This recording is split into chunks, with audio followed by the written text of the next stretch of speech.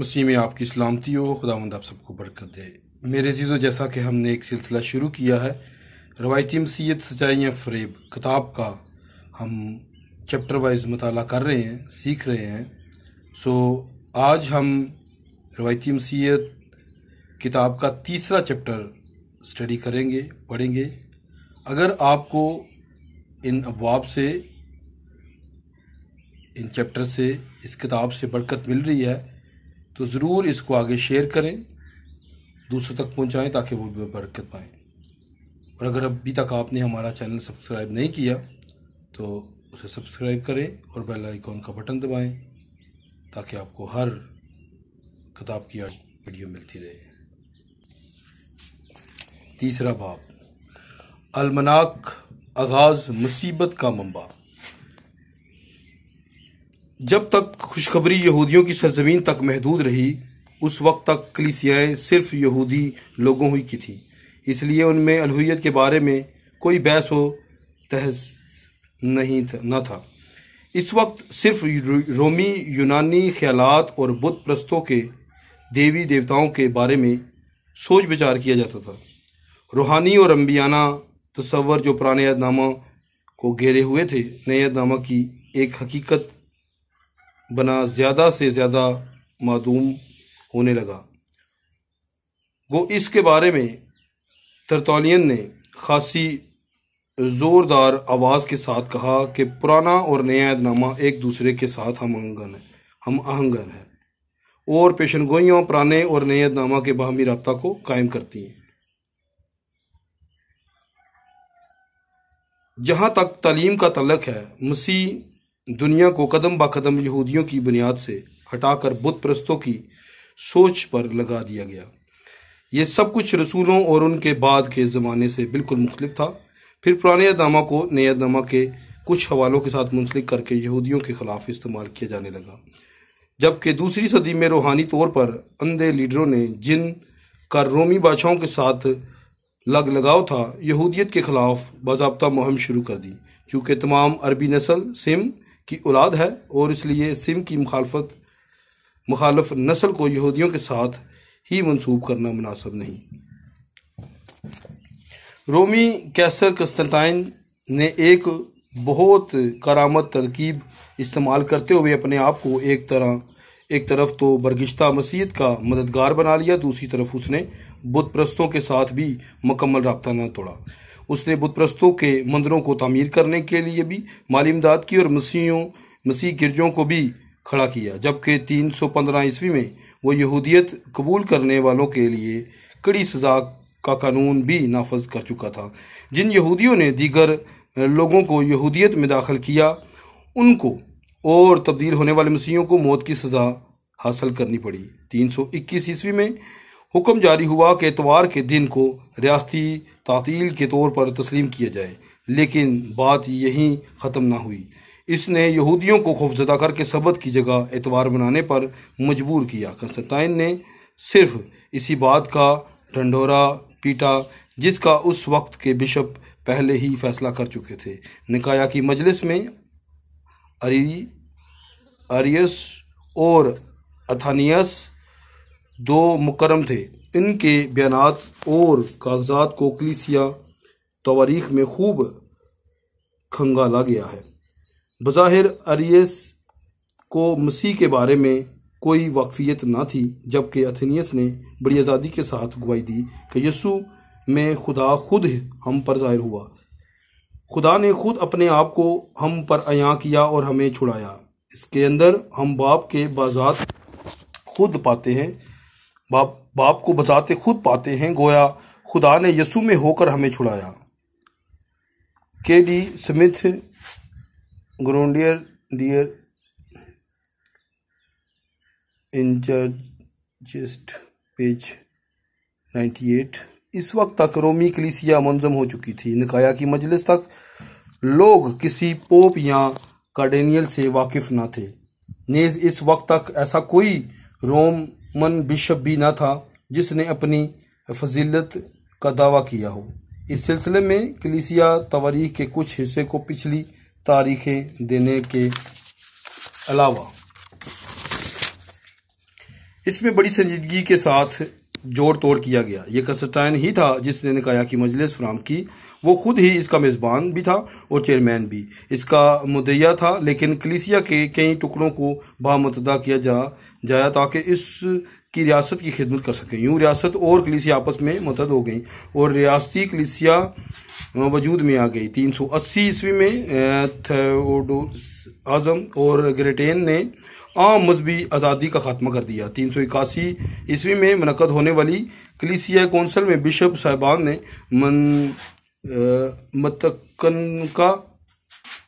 متفقہ طور پر کیسر تھیوڈوس اول کے اس حکم کی منظوری دے دی جو اس نے ماہ فروری 380 عیسوی کو جاری کیا تھا۔ اس میں تمام رومی باشندوں کو کہا گیا کہ وہ مسیحیوں کے اس تثلیثی ایمان کی پیروی کریں جو 325 عیسوی میں نقایا کی کونسل نے تیار کیا ہے۔ تثلیثی ایمان جو خدا باپ، بیٹے اور روح القدس کی تثلیث پر مبنی ہے، تمام مسیحیوں کا جز ایمان ہے۔ یوں یہ مذہب ریاست کا مددگار بن گیا۔ قسطنطین میں منعقد ہونے والی دوسری کلیسیائی کونسل میں ناسیا کا کاریگری اہم لوگوں میں سے ایک تھی۔ اس نے نقایا کے عقیدے کو تحفظ دیا اور تثلیث کی تعلیم کو بضابط نافذ کیا۔ اس کے بعد ہر ایک شہری کو آرتھوڈکس مسیح ہونے کا پابند کر دیا گیا۔ بت پرست اور مسیح عقیدے کے خلاف باتیں کرنا قابل تعزیر جرم قرار دے دیا گیا۔ جو لوگ اپنے ضمیر کی آواز کے خلاف اس حکم کی پیروی کرنے سے باز رہے اور انہوں نے ریاستی کلیسیا کا ممبر بننا پسند نہ کیا، ان پر ملت ہونے کا ٹھپا لگا دیا گیا۔ اس کے بعد اس ریاستی مسیحی کلیسیا نے بائبل کے ماننے والی کلیسیاؤں پر ظلم ڈھانا شروع کر دیا۔ 440 سے لے کر 461 تک پوپ لیو اعظم پوپ لیو کے زیر سایہ عالمگیر کلیسیا نے بہت ترقی کی۔ بہت سے تاریخ دانوں کی رائے کے مطابق اس کو پہلا پوپ تسلیم کیا جاتا ہے، لیکن پاپاؤں کے بارے میں ہر ڈر کی لکھی ہوئی فہرست نمبر 246 میں پاپ پال پنجم سمیت جن پاپاؤں کا نام لکھا گیا ہے ان میں پوپ لیو اول 45ویں نمبر پر آتا ہے۔ اس سرکاری کتاب میں پہلے 15ویں پاپاؤں کے بعد سوالیہ نشان پائے جاتے ہیں کہ اس فہرست کے مطابق ان میں سے پطرس کون سا تھا۔ پروٹسٹینٹ تاریخ دانوں کی ایک بہت بڑی تعداد 44 پاپاؤں کے بعد سوالیہ نشان لگاتی ہے۔ اس بات پر سبھی متفق ہیں کہ پاپائی تاریخ لیو اول کے ساتھ شروع ہوئی۔ 451 عیسوی میں منعقد ہونے والی 40ویں دون کی مجلس میں اسے ذاتی طور پر مطمئن ہونا پڑا کہ اس سے بھی قسطنطین کے بشپ کی طرح سلوک کیا جائے۔ تاہم اس وقت تک اسقف اعظم بننے کے تصور کا کچھ علم نہ تھا، لیکن اس نے نشو و نما پانا شروع کر دیا تھا۔ اس ریاستی کلیسیا کے ادارے نے 527 عیسوی اور 565 عیسوی کے دوران ان کیسر جسٹن کے تحت اپنے آپ کو مکمل کیا۔ کاہنوں کو سرکاری عہدہ دیے گئے۔ یہ بات نہایت واضح ہے کہ اس عالمگیر ریاستی کلیسیا کا خالق مسیح نہ تھا، یہ صرف ان سیاسی اور مذہبی لیڈروں کی وجہ سے ہوا جو رومی سلطنت کی خاطر تمام قوت کو یکجا کرنا چاہتے تھے۔ لیکن چوتھی اور 5ویں صدی سے ہم کلیسیا کو تاریخ طور پر دیکھ رہے ہیں۔ ایک طرف تو یسوع مسیح کی کلیسیا اور دوسری طرف وہ تمام جماعتیں ہیں جو حقیقی ایمان سے تجاوز کر کے اس عظیم کلیسیا کے ساتھ شریک ہو چکی ہیں۔ یوں اس عالمی بت پرست مسیح کلیسیا کی المناک تاریخ نے اپنا راستہ بنا لیا۔ بشپ صاحبان کو سیاسی اور مذہبی اختیارات دے کر قابل تعظیم شخصیات بنا دیا گیا۔ چونکہ ان کو روحانی باپ سمجھا جانے لگا، اس لیے ان سب کا ایک ہی عہدہ تھا، حکومت کا۔ دارالخلافہ روم تھا۔ بدیں وجہ رومی بشپ باقاعدگی کے ساتھ عزت کا عہدہ قبول کرتے تھے۔ یہ پونٹیفیکس میکسیمس کے ساتھ شروع ہوا۔ یہ لقب پہلے بت پرستوں کے سردار کاہن رومی حکومت کے قیصر اور قسطنطین استعمال کیا کرتے تھے۔ پاپائی کلیسیاؤں کی غلط نشوونما کی وجہ سے قوت اور خاص عہدے کے اختیار کو منوانے کی جنگ بھی جاری ہو گئی۔ سن 1294 عیسوی تا 1303 عیسوی کے دوران بونی فانٹسس کے وقت پوپ کے بارے میں یہ فتویٰ جاری ہوا کہ چونکہ زمین کی ساری آبادی پوپ کے ماتحت ہے، اس لیے نجات حاصل کرنے کے لیے اس پر ایمان لانا بہت ضروری ہے۔ یہ بات سن 1073 عیسوی تا 1085 عیسوی کے درمیان گریگری ہفتم نے بھی کہی کہ صرف رومی سردار کاہن کو ہی عالمگیر کہنا چاہیے۔ یوں مسیحیت اور مسیحی دنیا کو مسیح کے ساتھ شخصی تجربے اور رشتے پر زور دیے بغیر تسلیم کیا جانے لگا۔ لوگوں کے لیے صرف یہی کافی تھا کہ وہ اس بہت بڑے ادارے کے ممبر ہوں۔ مسیح اور خدا کے کلام سے اختیار لے کر اس ادارے اور اس کے نمائندوں کو دے دیا گیا۔ اب مسیح اپنی کلیسیا کا سر ہے، جبکہ پوپ ہمیشہ اس عالمگیر کلیسیا ادارے کا سر تسلیم کیا جاتا ہے۔ اس ریاستی کلیسیا میں لوگوں کو زبردستی بپتسمہ دیا جاتا اور بعدازاں کسی کو اپنا ذاتی فیصلہ کرنے کے امکان کو ختم کر کے ہر نو مولود کو پیدائش کے بعد انہی حقوق حقدار سمجھا جانے لگا۔ کلام کے برعکس اس بپتسمے کی مشق کے ذریعے لوگوں کو زبردستی ممبر بنانے کے لیے استعمال کیا جانے لگا۔ یوں یہ عوامی کلیسیا کی اصل بنیاد بن گیا۔ علاوہ ازیں کلیسیا ٹیکس کے نظام کو متعارف کروا کر اس کلیسیا کے مالی پہلو کو ایک وسیع اختیار کی گارنٹی دے دی گئی۔ اس ترقی کے برعکس خدا کے کلام سے دور ہو کر پہلے تو یہودیت سے تعلقات منقطع کر لیے، بعد میں یہودی مسیحیوں سے بھی۔ تاہم معاملہ صرف یہی ختم نہ ہوا، بلکہ ازیں 167 عیسوی میں سمرنا کے بشپ جسٹن نے بہت ہی توہین آمیزہ بیانات جاری کیے، جن کے ذریعے مسیحیوں کو خدا کے اسرائیل بنایا گیا اور یہودیوں کو اسے مرتد قرار دیا گیا، جن کا گرنا ضروری تھا۔ لیکن پولس رسول نے اس بات کو بالکل نئے انداز کے ساتھ دکھایا اور کہا کہ نہ ختنہ کچھ چیز ہے، نہ مختونی، بلکہ نئے سرے سے مخلوق ہونا، اور جتنے اس قاعدہ پر چلیں انہیں اور خدا کے اسرائیل کو اطمینان اور رحم حاصل ہوتا رہے۔ گلتیوں 6 باب اس کی 15-16 آیت۔ اس سلسلے میں پطرس رسول نے بھی بڑا اہم بیان دیا ہے کہ اب مجھے یقین ہو گیا کہ خدا کسی کا طرفدار نہیں، بلکہ ہر قوم میں جو اس سے ڈرتا اور راستہ بازی کرتا ہے وہ اس کو پسند آتا ہے۔ اعمال 10 باب اس کی 34-35 آیت۔ یہودیوں کے بارے میں اس قسم کا اجتی بیان پہلے ہی سرگرداں تھا، جو بعد میں مزید جارحانہ شکل اختیار کر گیا۔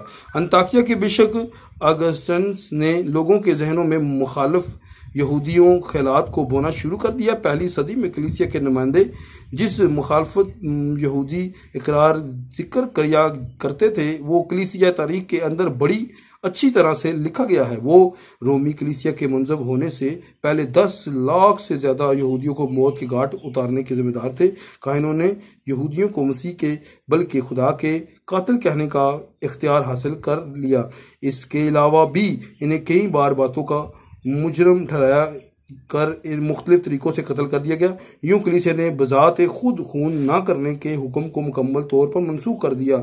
354 عیسوی تا 457 عیسوی کے 407 کے دوران کلیسیا کے فادر کرائشوش ٹامس، جو یہودیوں کے دشمن میں ایک کینہ ور شخص تھا، اس نے دکھایا کہ جس طرح ابلیس کے ساتھ رفاقت نہیں رکھی جا سکتی، اسی طرح یہودیوں کے ساتھ بھی کوئی میل جول نہیں رکھا جا سکتا۔ وہ سوروں اور بکریوں سے بدتر نہیں۔ یہودی عبادت خانہ نہ صرف تھیٹر ہیں بلکہ کعبہ خانہ، ڈاکوؤں کی کھو، ناپاک جانوروں کی پناہ گاہ اور شیطان کی رہائش گاہیں ہیں۔ مسیحیوں کا کسی یہودی ڈاکٹر کے پاس جانے کی بجائے مر جانا بہتر ہے۔ تمام یہودیوں سے اس طرح منہ موڑا جائے جیسے وبا، انسانی نسل کی وبا مرض۔ 444 عیسوی میں اسکندریہ کے رہنے والے سرل نامی ایک بزرگ نے یہودی سوالوں کا آخری حل پیش کیا، لیکن 20ویں صدی میں یہ آخری حل اپنی انتہائی بلندیوں تک پہنچ گیا تھا۔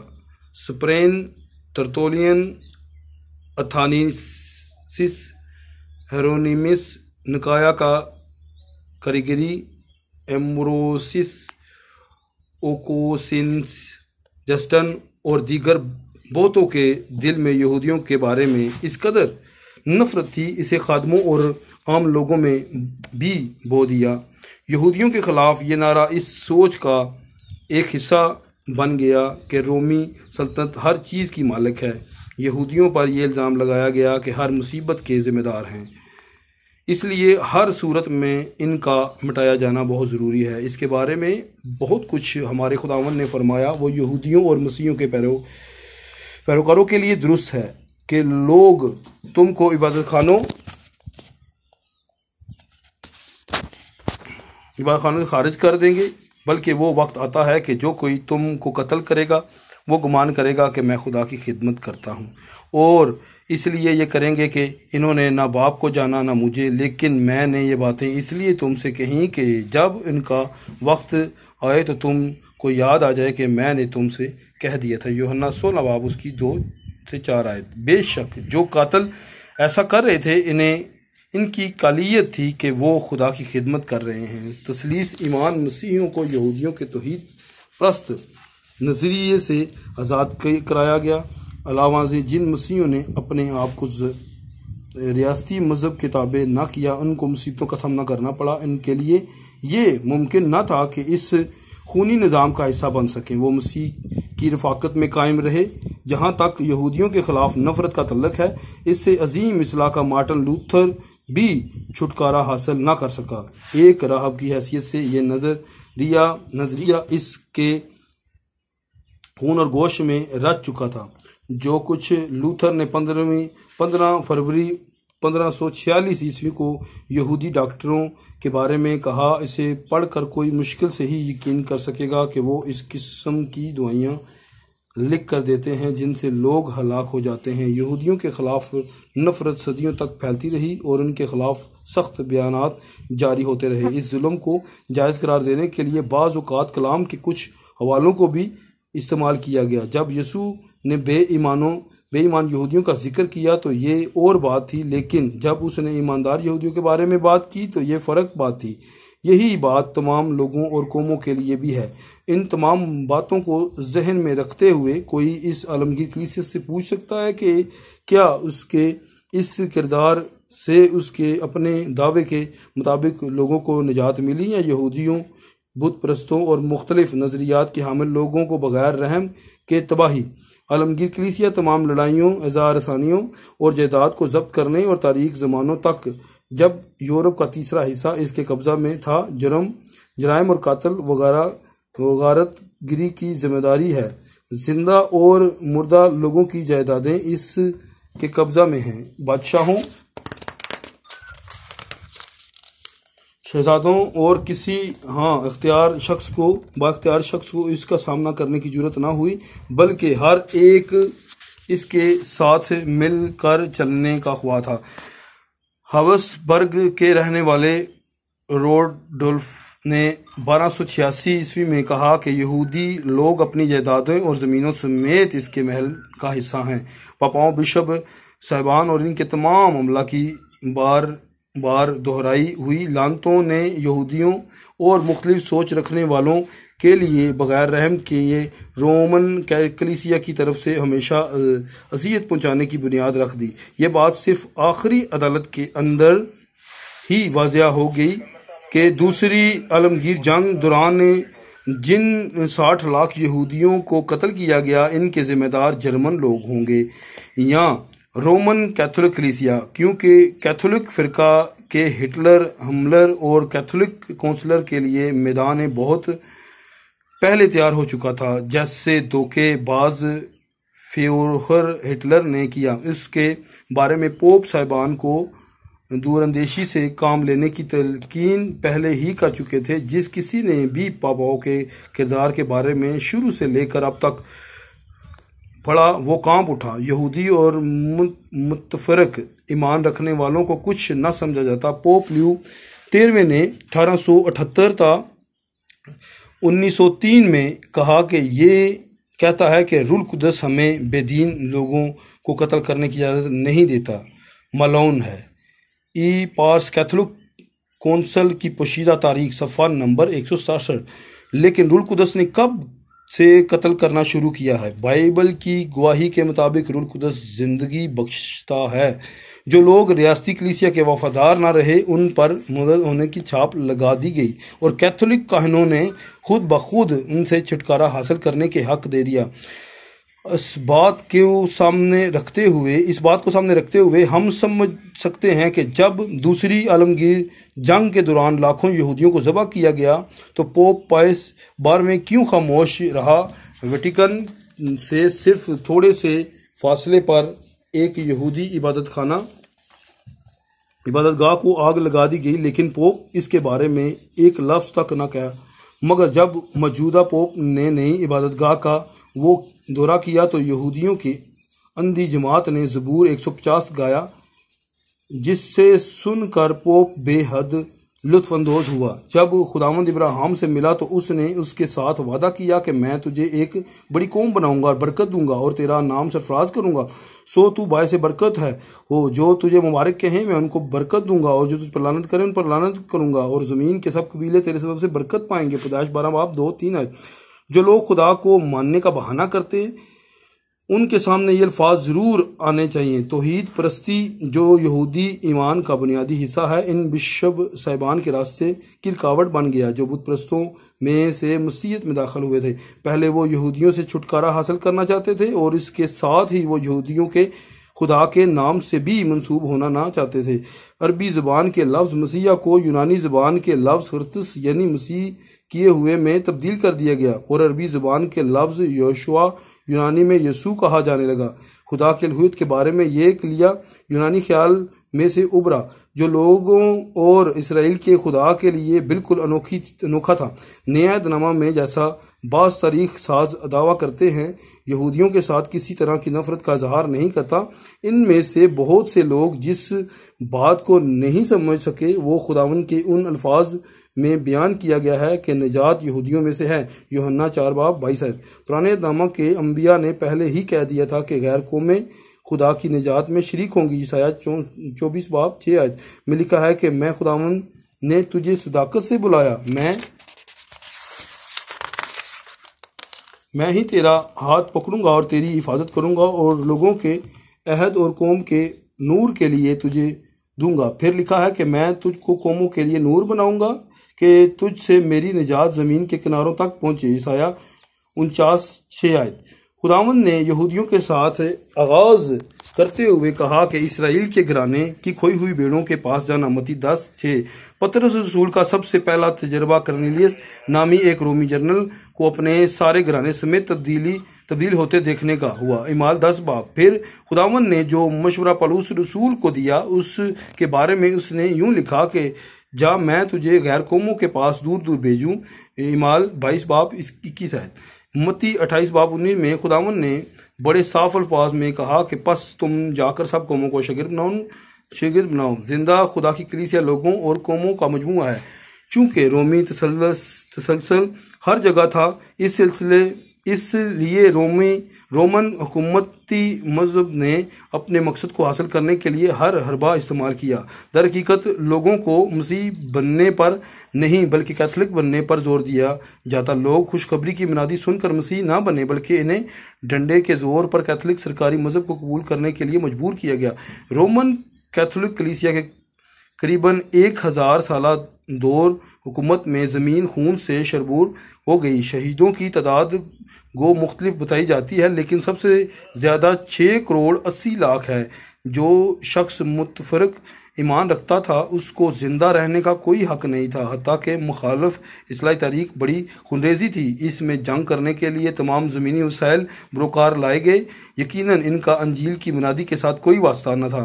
اس کے برعکس کلیسیا نے اپنے آپ کو منظم کرنے کے لیے زمینی قوت کا استعمال کیا۔ اسپین کی سرکاری تحقیق و جادوگرنی کی آزمائش سے سبھی واقف ہیں۔ مسیحیت کے نام پر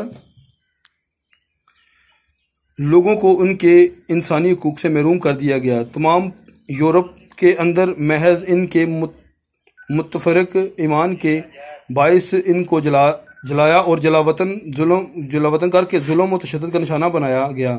23 اور 24 اگست سن 1572 کو مقدس برتلمائی کی شام کے وقت نوارے کے ہنری سوم اور مارگریٹاٹی وائلس کی شادی کے وقت صرف پیرس میں 3000 اور تمام فرانس کے اندر 20,000 سے زیادہ فرانسیسی پروٹسٹنٹ لوگوں کو ذبح کر دیا گیا، جب کہ پوپ گریگری 13ویں نے فرانسیسی پروٹسٹنٹ لوگوں کے قتل پر جشن منایا۔ کلیسیا نے مسیح کی فطرت کا مظاہرہ کبھی نہ کیا اور نہ ہی اس نے کبھی ابتدائی مسیحیوں کی نمائندگی کی۔ یہ تمام تعلیمی تبدیلیوں کی ذمہ دار ہے۔ سچ تو یہ ہے کہ اس کے اندر ایمان نام کی کوئی شے نہیں پائی جاتی۔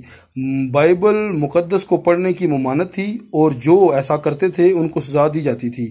یہ دکھ کی بات ہے کہ یہودیوں اور بائبل کے ماننے والوں کو بطور خاص ان کی بائبلوں سمیت جلا دیا جاتا تھا۔ آخر اس ادارے کو بائبل سے کیا خوف تھا؟ خداوند آپ سب کو برکت دے، آمین۔